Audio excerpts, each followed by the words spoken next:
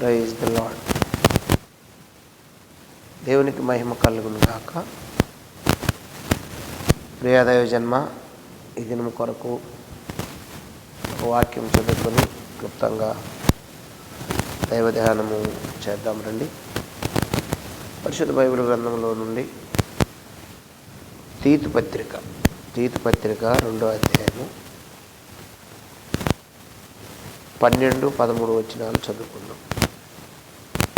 మనము భక్తిహీనతను, ఇహలోక సంబంధమైన దురాశను విసర్జించి శుభప్రదమైన నిరీక్షణ నిమిత్తము అనగా మహాదేవుడును మన రక్షకుడైన యేసుక్రీస్తు మహిమ యొక్క ప్రత్యక్షత కొరకు ఎదురుచూస్తూ ఇహలోకములో స్వస్థబుద్ధితోనూ నీతితోనూ భక్తితోనూ బ్రతుకుచుండవలనని మనకు బోధించుచున్నది.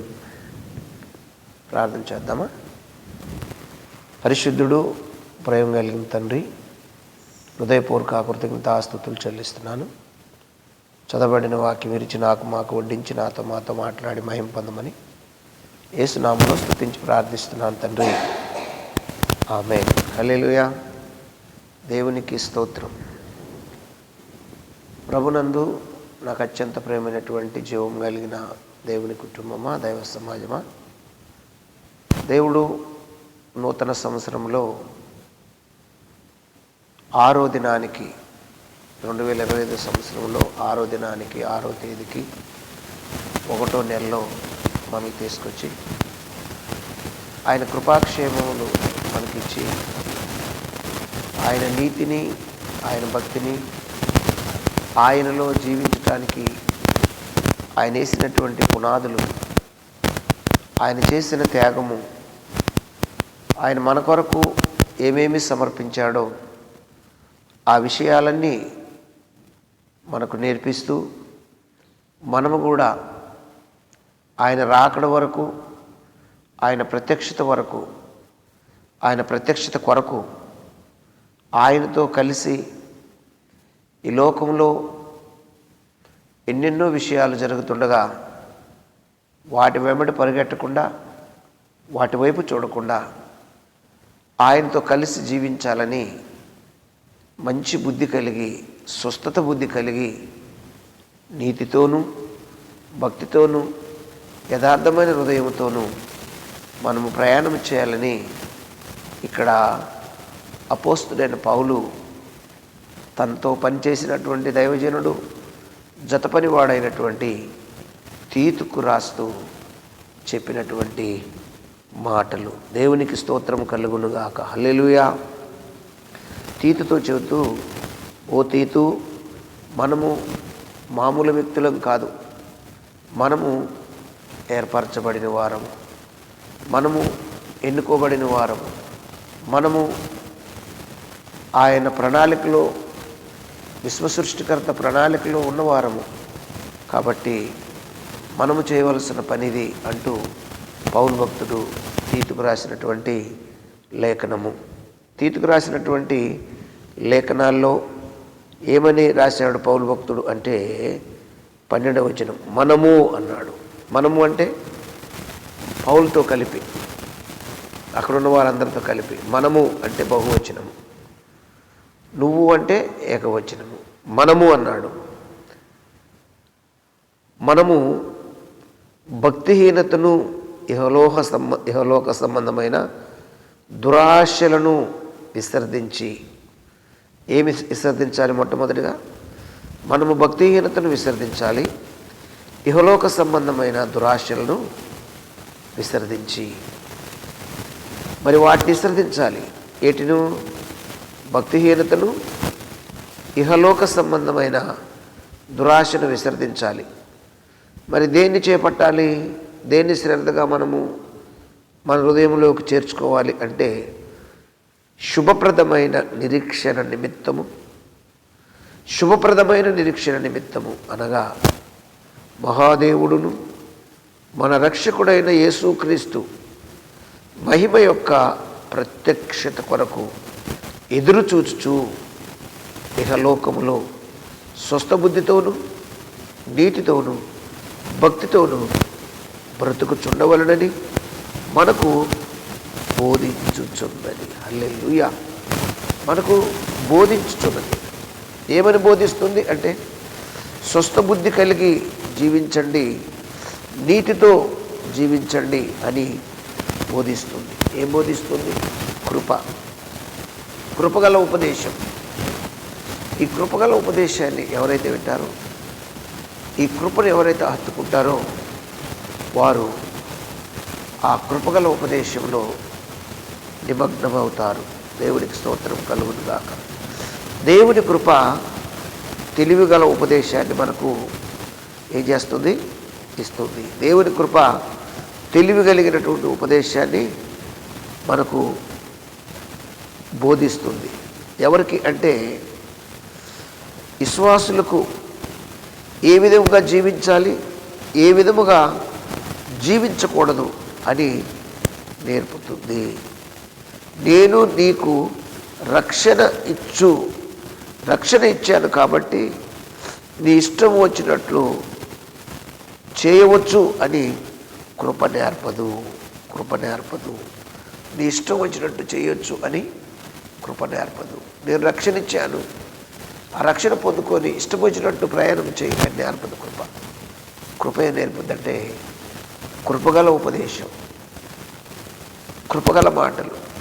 అంటే రక్షణలో ఉన్న సారాంశము, రక్షణలో ఉన్నటువంటి ఆ సారాంశాన్ని ఈ కృపగల ఉపదేశము నేర్పిస్తుంది. చూడండి, ఒకసారి పౌలు భక్తుడు చెబుతూ రోమా పత్రికలో చెబుతున్నాడు. రోమాలో ఉన్న సంఘానికి పౌలు భక్తుడు రాస్తూ ఏం చెబుతున్నాడో మనము జాగ్రత్తగా గమనిస్తే అక్కడ మనకు కనబడుతున్నటువంటి మాటలు. దైవ జనాంగమా, రోమపత్రిక 6వ అధ్యాయము 1వ వచనంలో చూస్తే, అలాగనే ఏమందుము, కృప విస్తరింపవలనని పాపమందు నిలిచియుందుమా, అట్లు అనరాదు. పాపం విషయమై చనిపోయి మనము ఇక మీదట ఎలాగూ దానిలో జీవించదము. క్రీస్తు యేసులోనికి బాప్తీసం పొందిన మనందరము ఆయన మరణంలోనికి బాప్తీసము పొందితమని మీరు ఎరుగరా. పాపం ఇంకా అంటకూడదు, ఈ లోకము అంటకూడదు. లోకములోని విషయాలు మన దరిచారనివ్వకుండా మనం ఏం చేయాలంటే వాటిని అంటకుండా జీవించాలి. కృప ఏం బోధిస్తుంది అంటే, కృప క్రీస్తు కొరకు, కృపగల ఉపదేశం, నీతి కొరకు, స్వస్థత బుద్ధి కొరకు కృప బోధిస్తుంది. 15వ వచనం, రోమపత్రిక 6వ అధ్యాయము 15వ వచనం, అట్లైన ఎడల కృపకే గాని ధర్మశాస్త్రమునకు లోనగు వారము కామని పాపము చేయుదుమా, అది అన్నిటికీ కూడదు. లోబడుటకు దేనికి ఇప్పుడు మీరు దాసులుగా అప్పగించుకుందరో అది సావు నిమిత్తముగా పాపముకే కానీ నీతి నిమిత్తముగా ఇదేదికే కానీ దేనికి మీరు లోబడుదురో దానికి దాసులగుదురని మీరు ఎరుగరా. మీరు నీతిలో ఉంటే నీతిమంతులు అవుతారు, పాపానికి లోబడితే పాపానికి దాసులు అవుతారు. ఈ పాపానికి దాసులైన వారిని యేసుక్రీస్తు ప్రభువారు మొదట ప్రత్యక్షమైనప్పుడు ఆయన విడిపించాడు. తెలుసు కదా మనందరికీ. హెబ్రీయులకు రాస్తూ హెబ్రీ పత్రిక 2వ అధ్యాయము అక్కడ రాయబెట్టిన మాట ఏంటి?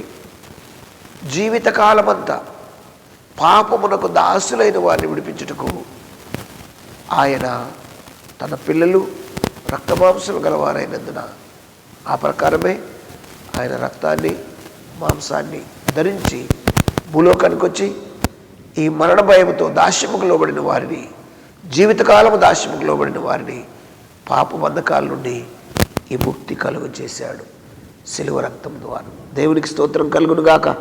కాబట్టి మిమ్మల్ని మీరు ఎంచుకోండి. దేనికి దాసులు అవటం మేలో, కృప మాత్రం నీతికి దాసుల కండని బోధిస్తుంది అని పౌలు భక్తుడు చెబుతున్నారు. మీరు పాపమునకు దాసులై ఉంటిరి కానీ ఏ ఉపదేశమునకు మీరు అప్పగించబడితిరో దానికి హృదయపూర్వకముగా లోబడిన వారై పాపము నుండి విమోచింపబడి నీతికి దాసులైతిరి. హల్లెలూయా. పాపము నుండి విమోచింపబడి నీతికి దాసులైతిరి. కాబట్టి ఈ నీతికి దాసులైనటువంటి వారు చేయవలసిన పని ఏమిటంటే దేవుని ప్రత్యక్షత కొరకు సిద్ధపడి, దేవుని ప్రత్యక్షత కొరకు లోబడి, ఆ దేవుడు ఏదైతే తన కృప ద్వారా మనకు నీతిని ప్రత్యక్షతను బోధిస్తున్నాడో దాని కొరకు స్వస్థత బుద్ధి కలిగి జీవించాలి అని లేఖనము సాక్ష్యమిచ్చుచున్నది. ఇంకొక మాట చూసి మనము ముగించుకుందాం. దైవజనాంగమా, ఇంకొక మాట ఎఫెసీ పత్రికలో ఒక మాట, ఎఫెసీ పత్రిక 4వ అధ్యాయము 22వ వచనం నుండి మనకు కనబడుతున్న మాట ఏంటంటే, కావున మునుపటి ప్రవర్తన విషయంలోనైతే మోసకరమైన దురాశ వలన చెడిపోవు మీ ప్రాచీన స్వభావమును వదులుకొని మీ చిత్తరుద్ధి యందు నూతనపరచబడిన వారై నీతియు యథార్థమైన భక్తి గలవారై దేవుని పోలికగా సృష్టింపబడిన నవీన స్వభావమును ధరించుకొనవలెను. హల్లెలూయా. అక్కడ 4 అనే సంఖ్యేసి కింద ఫుట్నోట్లో ఏమిచ్చారు? 4 అనే సంఖ్యలో అంటే నవీన పురుషుణ్ణి ధరించుకొనుడి అని. దేవునికి స్తోత్రం కలుగును గాక. కృపగల ఉపదేశము ఏమి బోధిస్తుంది అంటే నవీన స్వభావము, నవీన పురుషుడు. ఏమండి, పాపం విషయం చనిపోయారు. మునుపటి పాపము బుద్ధి లేదు. ఇప్పుడు ప్రాచీన బుద్ధిని వదిలి నూతన స్వభావం ధరించుకున్నారు. నవీన పురుషుణ్ణి, నవీన స్వభావము. ఈ నవీన స్వభావంతో నిండినటువంటి జీవితాన్ని జీవించండి అని పౌలు భక్తుడు తీతుకు తెలియచేస్తూ బోధిస్తున్నటువంటి మాటలు. ప్రియాదయ జన్మ, ఒకసారి ఆలోచించు. గడిచిన 2024 సంవత్సరంలో ఏ విధంగా ప్రవర్తించావు? దాన్ని అంతా గతం గదహ వదిలే. ఎన్నోసార్లు ప్రభువును మనం ఇబ్బంది పెట్టామేమో, గాయపరిచామేమో. నూతన సంవత్సరంలో నూతన స్వభావంతో, స్వస్థత బుద్ధితో, ఏమండి, పాత ఎన్ని గతించాయి, ఇదిగో క్రొత్తవాయను. క్రొత్త క్రియలు, ఏమండి, సత్క్రియలు, మంచి క్రియలు, దేవునికి ప్రీతికరమైన సేవ, దేవునికి ఇష్టమైనటువంటి ఆలోచన విధానము చేస్తూ కృపగల ఉపదేశంలో నిలిచి ఉండి ఆయన రాకడ ప్రత్యక్షత కొరకు కనిపెట్టుకొని ఉండాలి అని లేఖనము సాక్ష్యమిస్తుంది. మూలవాక్యం చదువుకొని ప్రార్థన చేసుకుందాం. దైవజన్మ, మూలవాక్యానికి వచ్చేద్దాం. మూలవాక్యంలో తీతుకు రాసిన పౌలు రాసినటువంటి మాటలు, తీతు పత్రిక 2వ అధ్యాయము 12వ వచనం. మనము అన్నాడు, మనము భక్తిహీనతను ఇహలోక సంబంధమైన దురాశను విసర్జించి శుభప్రదమైన నిరీక్షణ నిమిత్తము అనగా మహాదేవుడును మన రక్షకుడైన యేసుక్రీస్తు మహిమ యొక్క ప్రత్యక్షత కొరకు ఎదురు చూచుచు ఇహలోకంలో స్వస్థ బుద్ధితోనూ నీతితోనూ భక్తితోనూ బ్రతుకుచుండవలనని మనకు బోధించుచున్నది. బోధన అర్థం చేసుకోవాలి. ఈ కృపగల ఉపదేశాన్ని బోధన అర్థం చేసుకుంటే కృపలో నిలిచి ఉంటాము, కృపలో బ్రతుకుతాము, కృపలో ఆయన యొక్క మాటను వింటాము. కాబట్టి దేవుని కృప తెలివిగల ఉపదేశమును వంటిది అని మనము అర్థం చేసుకోవాలి. విశ్వాసులకు ఏ విధంగా జీవించాలో, ఏ విధంగా జీవించకూడదో అని నేర్పుతుంది. అంతేగాని నేను నీకు రక్షణ ఇచ్చాను, నీ ఇష్టం వచ్చినట్లు, రక్షణ నీది కాబట్టి నీ ఇష్టం వచ్చినట్లు ప్రయాణం చేయి, బ్రతుకు అని కృప నేర్పదు. కృపగల ఉపదేశము నేర్పదు అనే విషయాన్ని జాగ్రత్తగా గుర్తుపెట్టుకొని ఆయన కృపలో నిలిచి ఉండి నూతన సంవత్సరంలో అనేకమైన ఆత్మలు సంపాదించుటకు రాకడ సమీపముగా ఉంది. అయ్యా అమ్మ, రాకడ సమీపముగా ఉంది. ఆలోచించండి, ప్రార్థన చేయండి, కృపలో నిలిచి ఉండండి. కృపలో నిలిచిన సంఘముగా ఉండండి. క్రీస్తుకు సాక్ష్యముగా ఉండండి. క్రీస్తుకు సాక్షిగా ఉందాం. ఆయన ప్రత్యక్షత కొరకు కనిపెట్టుకొని స్వస్థ బుద్ధితో ఉందాం. వంకర బుద్ధులొద్దు, ప్రభుకి ఇష్టం లేని బుద్ధులొద్దు.